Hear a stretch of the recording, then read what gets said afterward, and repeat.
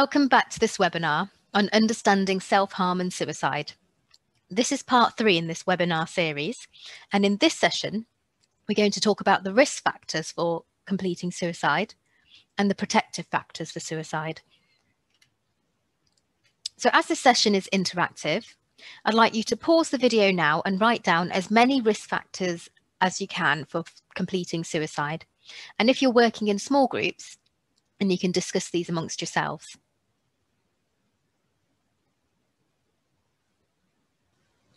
So the main risk factors for suicide are listed here. So being male, in general, throughout the world, men are more likely to end their lives by suicide compared to women. The exception appears to be China. There may be a few other exceptions, but on the whole and in general, men are far more likely to end their lives by suicide than women. In the UK, 3/4 of those who ended their lives by suicide in 2018, when the statistic was taken from, were male. Being socially isolated, so being divorced, widowed, or unmarried, having the lack of social support from friends and family, living alone, being unemployed or lacking any meaningful activity throughout the day. And being employed in meaningful activity is obviously a positive thing. It stops the boredom. It helps to protect us from depression and anxiety. And socioeconomic status is an interesting one. So suicide is seen across all socioeconomic groups, from the lowest to the highest. But in general, mental health problems are more common in lower socioeconomic groups.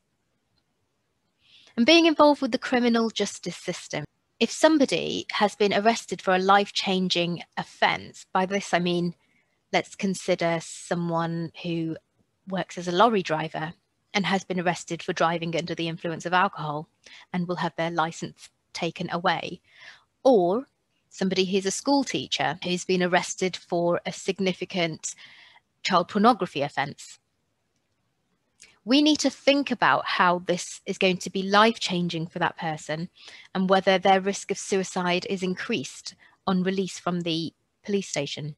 We also need to think about what support they need on release.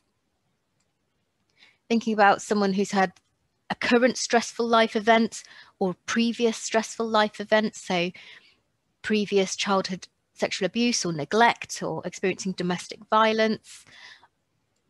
Having a family history of suicide is a risk factor. One of the biggest risk factors is previous self-harm. So a previous self-harm history is one of the biggest risk factors for completing suicide.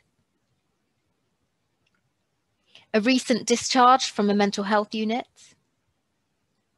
Having a mental health disorder, it sounds obvious, but a substance misuse disorder, like a drug and alcohol dependency, having depression, having psychosis, or a psychotic disorder, bipolar disorder, personality disorder, particularly emotionally unstable personality disorder, eating disorder, feeling hopeless about the situation or hopeless about the future, hopelessness that the situation won't change.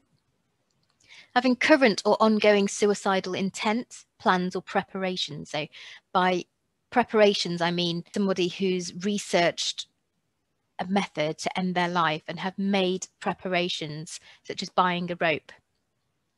And that's something you assess on someone's mental state examination when the client is in front of you.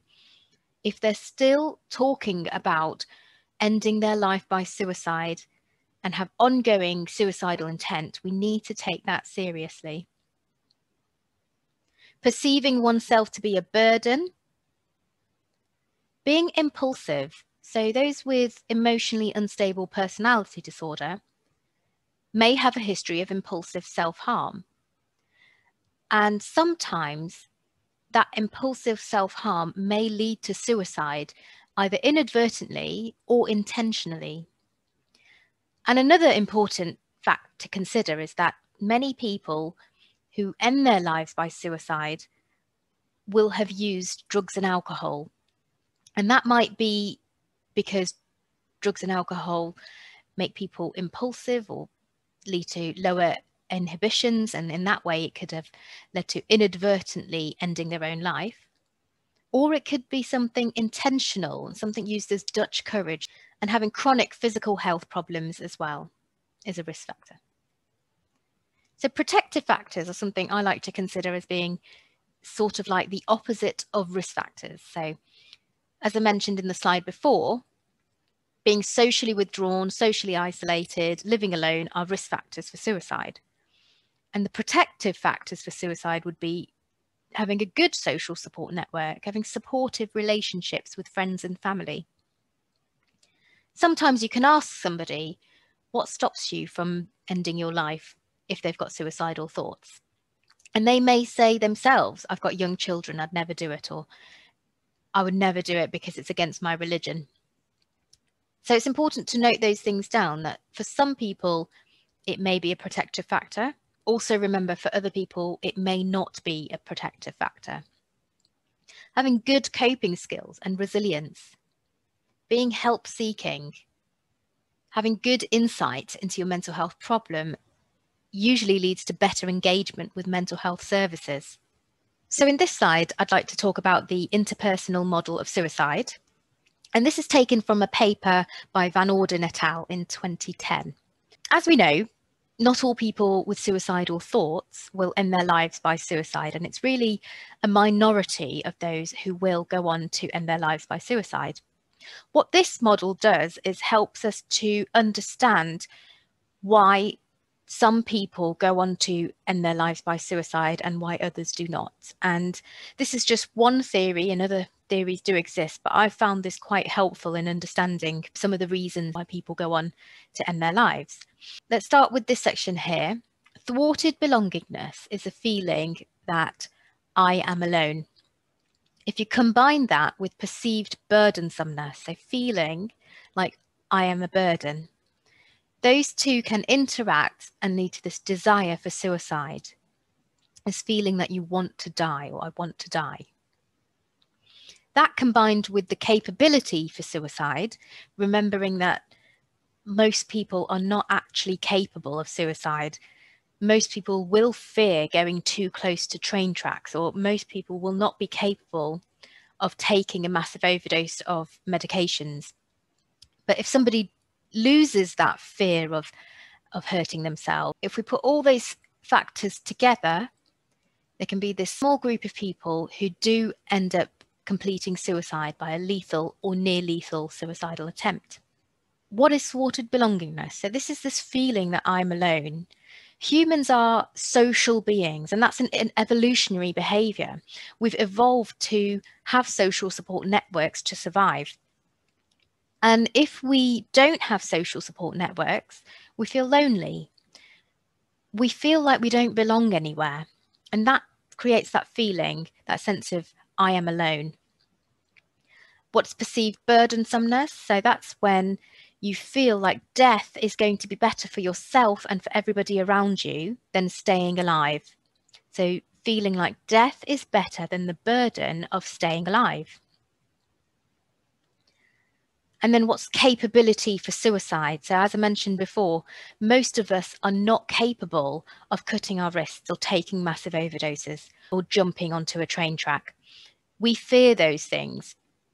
But when you lose that fear for suicidal behavior, and when you don't fear death, that increases your capability for suicide.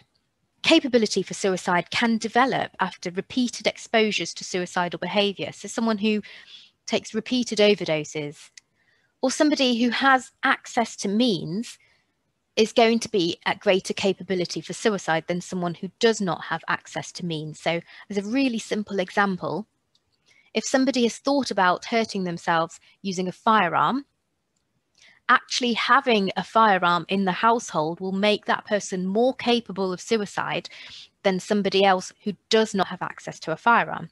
And this is why removing or restricting access to means is one of the key strategies that we use when we're thinking about safety net planning. And that, combined with the sort of desire for suicide here, also with hopelessness that the situation won't change, can lead some people to attempt to end their lives. So just to summarize this session, we've talked about the risk factors for completing suicide. We've thought about the protective factors, which I like to consider as being the opposite of risk factors in a way. And we've also touched upon one theory of why people end their lives by suicide, which is called the interpersonal model of suicide. In the next session, we're going to talk about ways to talk about self-harm with clients and how to start conversations about suicide.